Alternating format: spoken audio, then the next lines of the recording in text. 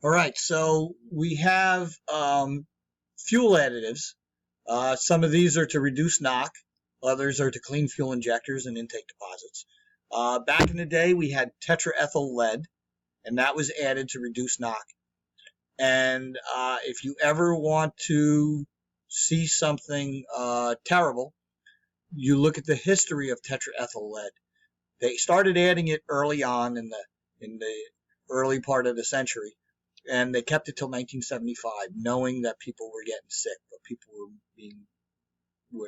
people were making money off of this product. And I'll link these articles to Canvas if you want to look deeper into it. Right. So the other additives are blended into the gasoline, right? Secret formulas, Sunoco and BP and all these things are different from one to another sometimes. The way they do it is they have big concentrated blocks that are added. So 100 pounds can treat 20,000 gallons, and we end up with detergents that clean injectors, but they leave intake deposits. And we have de-icer, which is basically isopropyl alcohol, known as dry gas. We have metal deactivators and rust inhibitors that inhibit the reactions between the fuel and the metals used in the fuel system. And we have gum and oxidation inhibitors that prevent gum and varnish when cars are stored. Right? So these are all things that are in our fuel. It's not just gasoline. Octane ratings are the things that everybody's aware of, because you sit down and you go, I only use super unleaded. When it comes to an engine, we have compression ratios, right? The ratio of the volume in the cylinder above the piston when the piston's at the bottom dead center, compared to the volume of the cylinder above the piston when the piston's at top dead center. Right? So that's our 8-to-1, 9-to-1, 12-to-1, 11.5-to-1.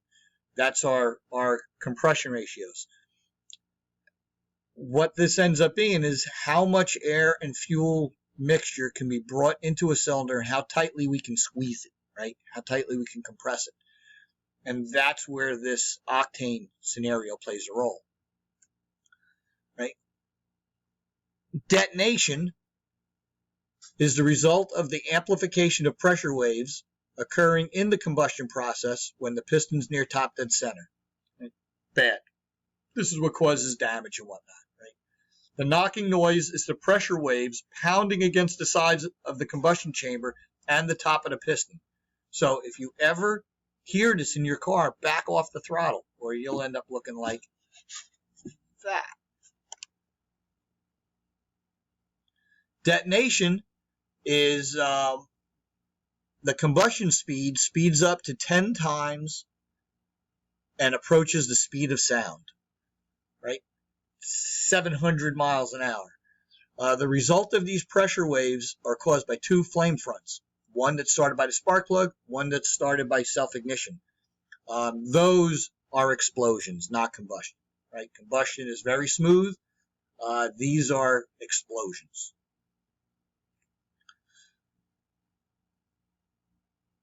The higher the compression, generally, the greater the power output and the efficiency of the engine. Less fuel to make more power. The problem is the higher the compression, the more likely it is to detonate. Most cars have 8-to-1 to 10-to-1 and higher for performance engines. So, my little Mini is 11-to-1 compression because it takes all that squeezing to make that thing do whatever it magically does. Inside the combustion chamber, remember, it's not an explosion, it's a controlled burn. So we move into octane ratings, right? This is a measure of how easily gasoline can be ignited. The higher the octane, the harder fuel is to ignite, and the slower it burns. The higher the octane, the less likely it will knock. If you look over here, the anti-knock standard, or the basis of comparison, was the knock-resistant hydrocarbon called isooctane, chemically called trimethylpentane, also known as 2,2,4-trimethylpentane. Right? If the gasoline tested had the same anti-knock characteristics as isooctane, it was rated at 100 octane gasoline. If it was only 85% of the anti-knock properties, it was rated at 85 octane. So octane rating is only a comparison test, right? It's not exact. It's just comparing it to something else that we know. So there's two methods that were used to rate gasoline for anti-knock properties. We have the research method and the motor method, right? This was like two brothers that completely tried to outdo each other. And the mom said, chill out, people, right? So the research method and the motor method each uses a special cooperative fuel research single-cylinder engine, right? So they're both using this little test engine with one cylinder. The research method and the motor method vary as to the temperature of the air, the spark advance, and other parameters. The research method typically results in readings that are 6 to 10 points higher than the motor method. So they both took the same thing, did different stuff with it, and became very accurate with their values, but they were two different values. So what happens? They tell them, chill out, you're both right. And that's what we do now is we average them together, divide by 2, and that's what we get.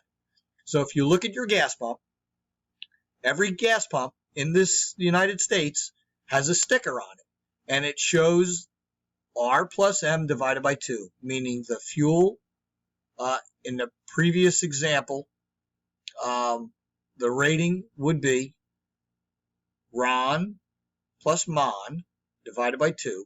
So in one, they call it 93 octane. The second one was 85 octane. We add them together, we divide by 2, we get 89. And the pump octane is called the anti-knock index.